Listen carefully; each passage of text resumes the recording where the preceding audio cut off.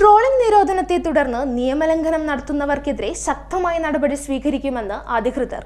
Trawling നിരോധന കാലത്ത് പൂർണ്ണ വളർച്ചയെത്താത്ത മത്സ്യങ്ങളെ പിടിക്കുന്നവരോട് വിട്ടുവീഴ്ച കാട്ടില്ലെന്ന് മത്സ്യബന്ധന വകുപ്പ് അറിയിച്ചു. പ്രധാന മത്സ്യബന്ധന കേന്ദ്രങ്ങളിലെല്ലാം പ്രത്യേക സംഘങ്ങൾ പരിശോധന നടത്തും.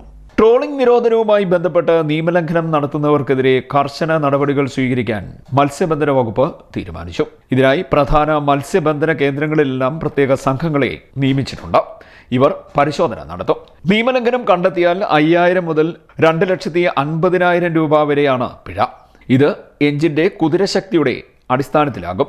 നിയമലംഘനം കണ്ടെത്തിയാൽ മത്സ്യങ്ങളെ അപ്പോൾ തന്നെ നശിപ്പിക്കുകയും പിഴ ഈടാക്കുകയും ചെയ്യുമെന്നും അധികൃതർ അറിയിച്ചു.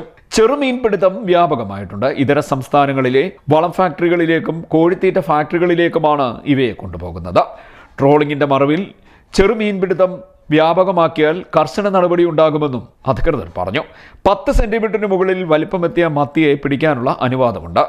അയലയാണെങ്കിൽ കുറഞ്ഞ വലിപ്പം 14 സെന്റിമീറ്ററാണ്.